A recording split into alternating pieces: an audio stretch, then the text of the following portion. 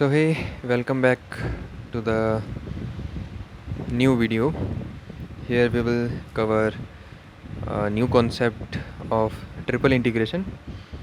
Earlier we have covered the various concepts of double integration. So here we will proceed with triple integration. So मैं एक basic insights पहले दे देता हूँ कि triple integration किस चीज़ के लिए यूज़ होगा एंड उसे हम सॉल्व कैसे करते हैं, ऑल दैट स्टफ मैं बताऊंगा अभी.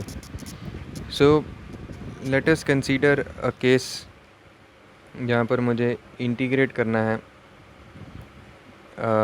या मोर स्पेसिफिकली बोलें तो ट्रिपल इंटीग्रेट करना है एक फंक्शन को जो मान लेते हैं x, y और z इन तीन कोऑर्डिनेट्स के अलोंग वेरी करता है.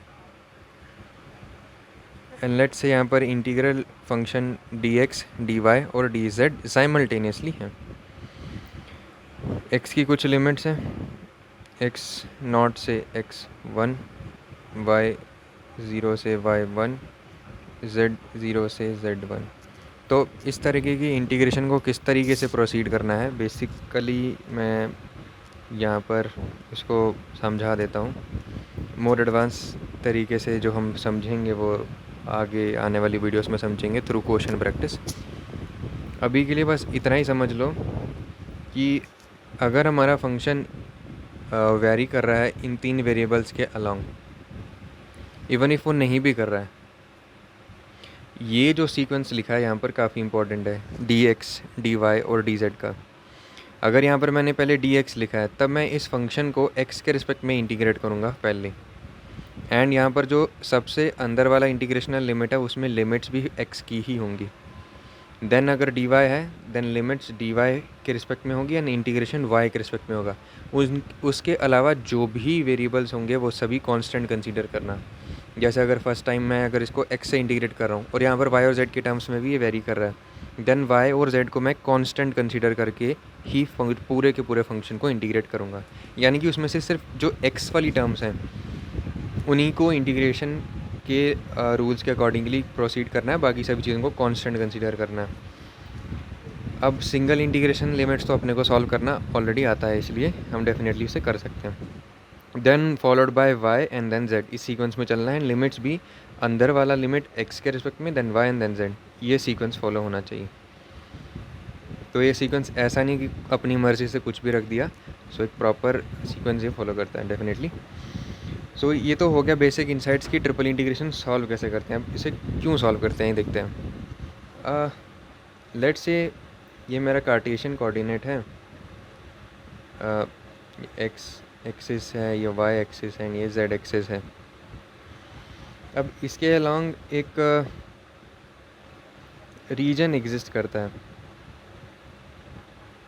ठीक है. अब ये रीजन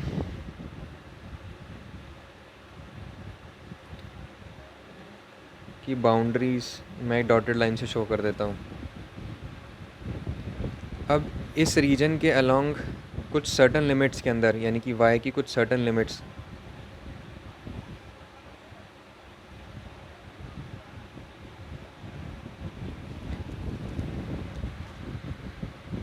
और x की कुछ सर्टन लिमिट्स और z की कुछ सर्टन लिमिट्स के अलोंग मुझे इसका वॉल्यूम फाइंड करना है. तब मैं कैसे फाइंड करूँगा? तो डेफिनेटली मैं इसमें एक एलिमेंट कंसीडर करूँगा जिसका वॉल्यूम dv होगा. अब इस एलिमेंट को मैं यूज़ करूँगा इस पूरे ऑब्जेक्ट की वॉल्यूम निकालने के लिए. तो ऐसे बहुत सारे n नंबर्स ऑफ एलिमेंट्स यहाँ पर होंगे इस बॉडी के अंदर. तो जब मुझे उन सब की, एक सेकेंड, ओके. सो अब मुझे अगर उन सभी एलिमेंट्स के वॉल्यूम को इवैल्यूएट करना है तो डेफिनेटली मैं किसी एक एलिमेंट की वॉल्यूम को इवैल्यूएट कर लूँगा तो सभी का वैसा ही सेम या डिफरेंट हो सकता है. मोस्ट प्रोबेबली हम ये कंसीडर करते हैं कि सभी एलिमेंट्स का वॉल्यूम ऑलमोस्ट सेम ही है. अब फिर एंटायर बॉडी का वॉल्यूम निकालने के लिए क्या करेंगे, उन सभी छोटे छोटे एलिमेंट्स के वॉल्यूम्स को जोड़ देंगे। तो अब उसे जोड़ना है। अब ये एलिमेंट को जब हम जोड़ेंगे, देखो अगर एक सिंगल एक्सिस के लॉन्ग वो एलिमेंट होता तब हम उसे एक बार इंटीग्रेट करते हैं, क्योंकि जोड़ने के लिए हम इंटीग्रेशन का यूज़ करते हैं। अब वो अगर एक एक्सिस के अलॉन्ग होता एलिमेंट, देखो जैसे कि ये एक्स एक्सिस के अलॉन्ग ये कुछ मैंने स्मॉल एलिमेंट्स रख दिए, ऐसे ही बहुत सारे एलिमेंट्स हैं, यहाँ पर n एलिमेंट्स हैं। तो ये एक्स एक्सिस के अलॉन्ग ही प्रेजेंट है, यानी कि ऐसा एलिमेंट है जो वन डायमेंशन में एग्जिस्ट करता है। तो ऐसे बहुत सारे एलिमेंट्स को ऐड करने के लिए मैं इंटीग्रेशन करता था 1 टाइम्स dx। तो ऐसे जितने भी यहाँ पर n टाइम्स रहते थे उन सभी एलिमेंट्स को ऐड करते थे। तो ऐड कुछ इस प्रोसेस से करते थे। अब अगर वो y डायमेंशन में भी है, माने कि वो 2 डायमेंशनल ऑब्जेक्ट भी है, तब हम डबल इंटीग्रेशन करते थे। अब जब वो z एक्सिस के अलॉन्ग भी है, यानी कि 3 डायमेंशनल ऑब्जेक्ट है, तो एक और बार इंटीग्रेट करेंगे एंड एक और इंटीग्रल फंक्शन यूज़ करेंगे जो कि है dz, या जिस भी एक्सिस के अलॉन्ग वो लाया करता है। सो अब यही dx, dy और dz यही एक्चुअली में क्या है, ये जो 3 इंटीग्रेंड फंक्शंस है यही एक्चुअली में उस छोटे से एलिमेंट का वॉल्यूम होगा। और जब मुझे इस एंटायर ऑब्जेक्ट का वॉल्यूम निकालना है तो मैं इसे ट्रिपल इंटीग्रेशन के यूज़ से निकाल पाऊँगा। तो ये इस एंटायर ऑब्जेक्ट का वॉल्यूम हो जाएगा। सो ट्रिपल इंटीग्रेशन का एक्चुअली में यही यूज़ होता है। अब यहाँ पर कुछ केसेस हम देखेंगे, डेफिनेटली हम कुछ फॉर्मूलाज भी देखेंगे और कुछ एंटिटीज़ या कुछ ऑब्जेक्ट्स के अलॉन्ग वॉल्यूम इवेलुएट भी करेंगे। आई गेस मुझे यहाँ पर कुछ बेसिक एग्जांपल्स लेकर के ये सॉल्व करवाने की ज़रूरत नहीं है कि मैं इंटीग्रेशन सॉल्व कैसे करूँगा। डेफिनेटली अगर डबल इंटीग्रेशन की वीडियो सीक्वेंशियली फॉलो करी हैं तो ये आइडिया हो जाएगा कि ट्रिपल इंटीग्रेशन भी कैसे सॉल्व करना है, क्योंकि मैंने इनिशियली स्टेप्स बता दिए थे इस पोर्शन में कि किस तरीके से इसको स्टेप बाय स्टेप सॉल्व करना है। अब डायरेक्टली यहाँ पर मैं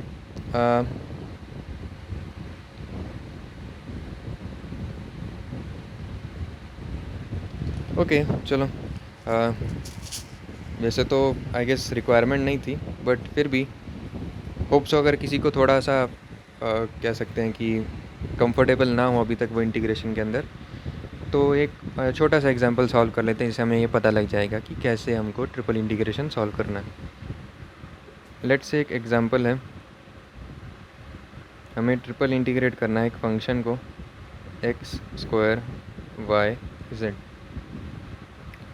और इंटीग्रेंट फंक्शन पहले dz, dy एंड dx रहेगा। तो सबसे पहले लिमिट z की आएगी, z इक्वल्स टू 1 से 2, देन आएगी y की, y इक्वल्स टू 0 से 2 लेट्स से, एंड x की आएगी, x इक्वल्स टू 0 से 1।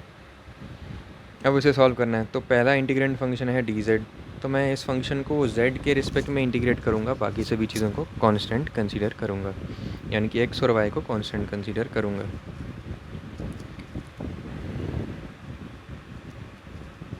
सो यहाँ पर पहला लिमिट x का एज इट इज़ ही रहेगा, क्योंकि अभी तो मैं y के z के रिस्पेक्ट में इंटीग्रेट करने वाला हूँ। देन y का भी एज इट इज़ रहेगा। अब ये लिमिट सॉल्व होगा, x² y तो एक कांस्टेंट की तरह रहे। अब बस z को इंटीग्रेट करना है dz के रिस्पेक्ट में, तो उसका इंटीग्रेशन z² 2 हो जाएगा। मैं इसमें लिमिट सब्स्टिट्यूट कर दूंगा जो कि है 1 से लेकर 2 तक। डेफिनेटली इसके बाद dy एंड dx बचे हैं। फिर इन लिमिट्स को सॉल्व करना है, जो रिमेनिंग लिमिट्स है इसी तरीके से। ये तो डेफिनेटली क्या हो जाएगा लिमिट सब्स्टिट्यूट करने के बाद, जब 2 सब्स्टिट्यूट करूँगा तो 4/2 हो जाएगा। डेफिनेटली वो 2 होगा। एंड जब 1 सब्स्टिट्यूट करूँगा तो 1/2 हो जाएगा। तो 2 माइनस 1/2 सो वो 3/2 हो जाएगा। फिर रिमेनिंग वेरिएबल्स हैं x² एंड y। और dy dz इंटीग्रेंट फंक्शन है। तो अब dy है तो मैं y के रिस्पेक्ट में इंटीग्रेट करूँगा। तो सीक्वेंशली यहाँ से x की वैल्यू 0 से 1 वाली लिमिट बचेगी। 3/2 X square as constant consider किया जाएगा। y को इंटीग्रेट करना है dy के रिस्पेक्ट में, हो जाएगा y²/2। वैल्यू सब्स्टिट्यूट कर देंगे इसकी लिमिट्स की एंड रिमेनिंग इंटीग्रेंट फंक्शन को यहाँ लिख देंगे। आई गेस यहाँ पर ये क्लियर नहीं हो रहा, सो थोड़ा सा पेज को मैं यहाँ पर टिल्ट करके दिखा रहा हूँ। एक्चुअली वो कैमरा एंगल ही कुछ इस तरीके से रखा है कि मैं पेज को एडजस्ट नहीं कर पा रहा हूँ। सो इतना ही पोर्शन बस दिख रहा है। सो आई होप सो कि उसके अंदर ही मैं कवर करूँ। ओके, यहाँ पर अब वैल्यू सब्स्टिट्यूट करेंगे एंड डेफिनेटली रिज़ल्ट तक सीक्वेंशली और ग्रेजुअली पहुँचना है।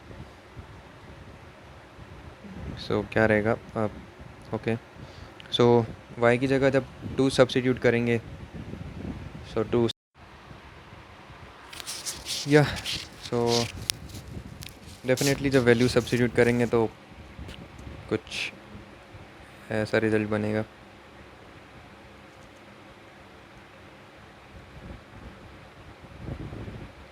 अब बस रिमेनिंग इंटीग्रल फंक्शन को सॉल्व करना है एंड वैल्यू यहाँ पर आ जाएगी। एक्स स्क्वायर को इंटीग्रेट करेंगे x के रिस्पेक्ट में, x³/3 हो जाएगा। तो यहाँ पर x³ बच जाएगा, लिमिट्स 0 से 1 सब्स्टिट्यूट एंड इसका आंसर 1 बन जाएगा। सो इस तरीके से ट्रिपल इंटीग्रेशन के क्वेश्चंस को सॉल्व करना रहता है। होप सो इस एग्जांपल से काफ़ी क्लियर हो गया हो कि कैसे step by step triple integration solve करनी है, ट्रिपल इंटीग्रेशन की लिमिट्स को कैसे सॉल्व करना है। अब इसके बाद कुछ ज़्यादा इम्पोर्टेंट और वैल्यूबल कॉन्सेप्ट्स कवर करते हैं।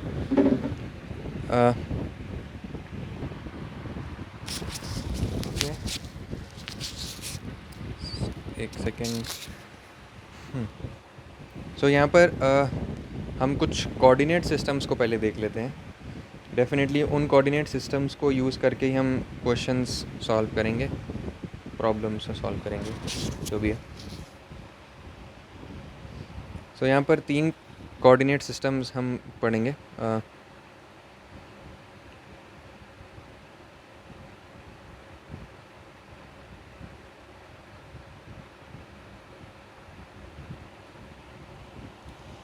ओके, सो पहला कोऑर्डिनेट सिस्टम हम पढ़ेंगे कार्टेशियन कोऑर्डिनेट। मतलब पढ़ना तो क्या ही है, डेफिनेटली हम बस इन 3 कोऑर्डिनेट सिस्टम्स के यूज़ करके ही वॉल्यूम्स इवेल्युएट करेंगे वेरियस ऑब्जेक्ट्स की। कार्टेशियन सिस्टम, फिर स्फेरिकल सिस्टम या spherical coordinate system and then cylindrical coordinate system.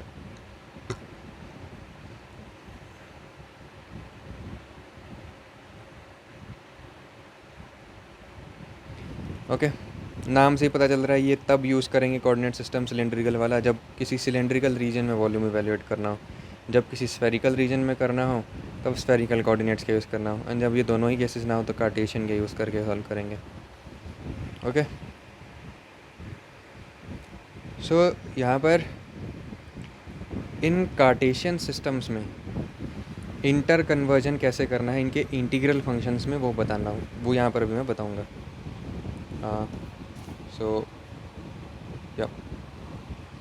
सो हमारे कार्टेशियन सिस्टम के कोऑर्डिनेट्स रहते हैं x, y और z। हाँ, मैं यहाँ पर एक बार पीछे लिख के बता देता हूँ इन पेजेस पर ही।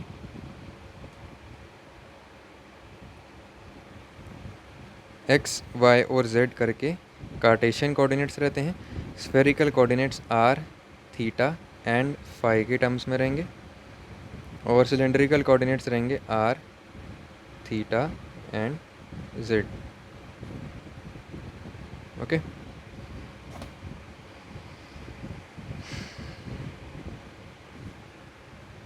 सो अगर हमारे पास वॉल्यूम एलिमेंट dv है जो कि dx, dy, dz है एंड x, y, z हमारे कार्टेशियन कोऑर्डिनेट्स हैं, तो अगर मुझे उसे स्फेरिकल कोऑर्डिनेट्स में लिखना है, so x can be written as r sin theta cos phi, y can be written as r sin theta sin phi and z can be written as r cos of theta। ठीक है, ये तीन कह सकते हो Cartesian coordinates को spherical coordinates में convert करने के फॉर्मूलाज ही कह सकते हो, इसे याद रखना है।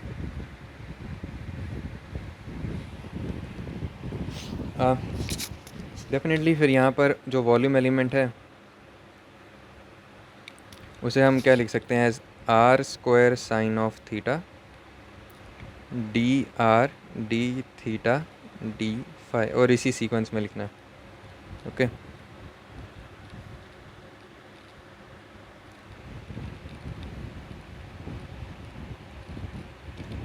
सो ये तो हो गया स्फेरिकल कोऑर्डिनेट्स। ओके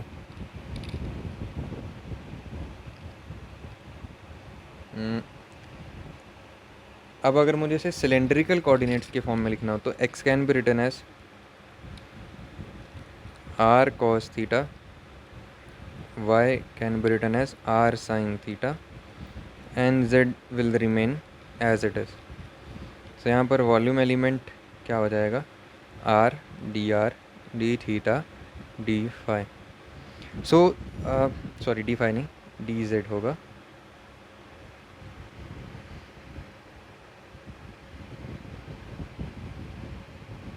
या ओके सो यहाँ पर क्या रहता है ना कि ये फॉर्म्स अपने को भूल जाती हैं।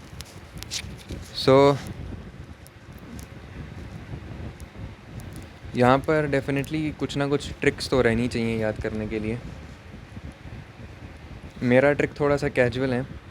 ओके सो मैं ऐसा याद रखता हूँ कि अगर x है तो साथ में cos थीटा तो रहेगा ही, सॉरी cos की टर्म्स रहेंगी x के साथ और sin की टर्म्स। सो यहाँ पर इसका ट्रिक तो मैं यही याद रखता हूँ डेफिनेटली कि जैसे मैंने बताया कि अभी मैं ये चीज़ याद रखता हूँ कि x के साथ cos वाली टर्म रहेगी एंड y के साथ sin वाली टर्म। सो डेफिनेटली यहाँ पर अगर x है स्फेरिकल कोऑर्डिनेट में तो लिखा जा सकता है r sin theta cos phi, क्योंकि sin थीटा तो है ही है कॉमन में एंड y के साथ r sin थीटा और डेफिनेटली इसके साथ sin वाली टर्म्स रहेंगी। अब ये मैंने क्यों याद रखा डेफिनेटली, क्योंकि देखो ABCD का जो सीक्वेंस होता है ना उसमें C पहले आता है एंड देन कुछ टर्म्स के बाद S आता है, राइट। एंड डेफिनेटली उसी ABCD में X पहले आता है और Y बाद में आता है, XYZ होता है ना।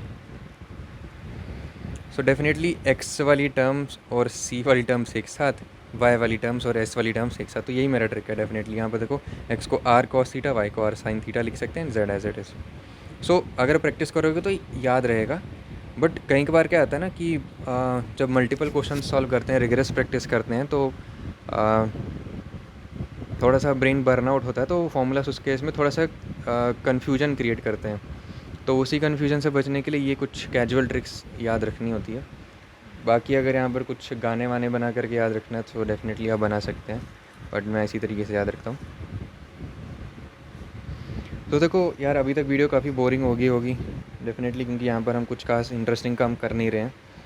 देखो मैथमेटिक्स इसी तरीके से सब्जेक्ट है कि आप यहाँ पर इनिशियल एफर्ट्स डालते हैं बहुत सारे, आपको रिजल्ट कुछ नहीं दिखता कि ये अप्लाई कहाँ होगा, इसका फ़ायदा क्या। लेकिन देखो अगर आप बहुत पीक लेवल तक मैथ्स को सीखेंगे ना, definitely day to day life में आपको इसको यूज़ दिखेगा।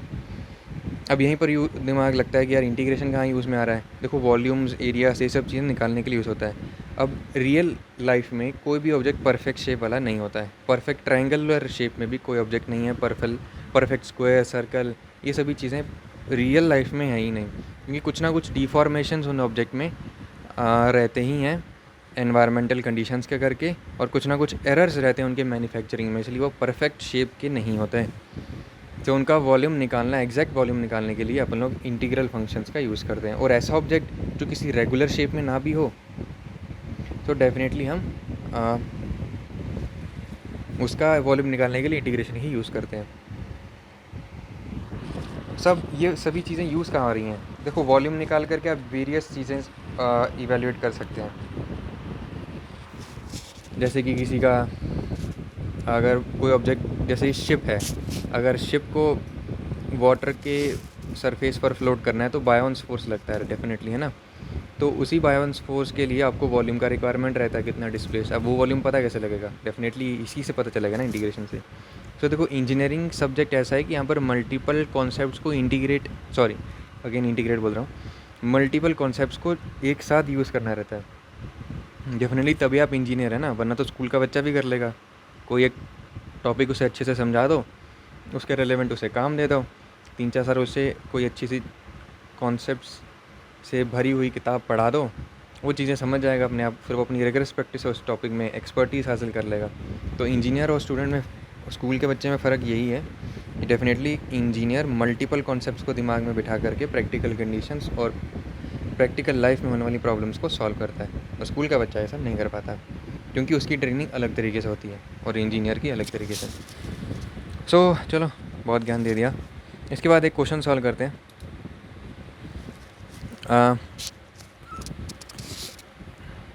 ओके, यहाँ पर मुझे इवैल्यूएट करने को बोला है एक ट्रिपल इंटीग्रेशन को, जो कि कुछ जिसमें फ़ंक्शन कुछ इस तरीके से है, z into X square plus Y square, integral function है dx dy dz। अब मुझे इसे इवैल्यूएट करना है over a volume of cylinder. Let's say volume को v से रिप्रेजेंट करते हैं, और सिलेंडर का equation X square plus Y square equals to 1 दिया है, और बोला है कि ये इंटरसेप्ट होगा by planes z equal to 2 and z equals to 3। यानी कि इन के द्वारा बाउंड किए गए रीजन के अंदर का जो वॉल्यूम है उसमें मुझे ये इंटीग्रल निकालना है। मुझे इसका वॉल्यूम निकालने को नहीं बोला है, उसकी वॉल्यूम के अंदर ये इंटीग्रल निकालने को बोला है। तो डेफिनेटली जब हम इस रीजन की बात कर रहे हैं तो पहले रीजन प्लॉट करना है। ओके, सो यहाँ पर पहले मैं कोऑर्डिनेट एक्सिस बनाऊंगा।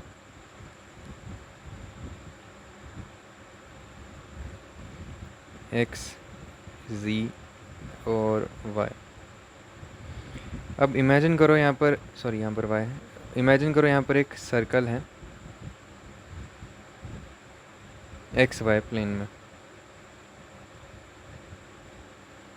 ओके, अब वो एक सर्कल का इक्वेशन है X square plus Y square plus 1।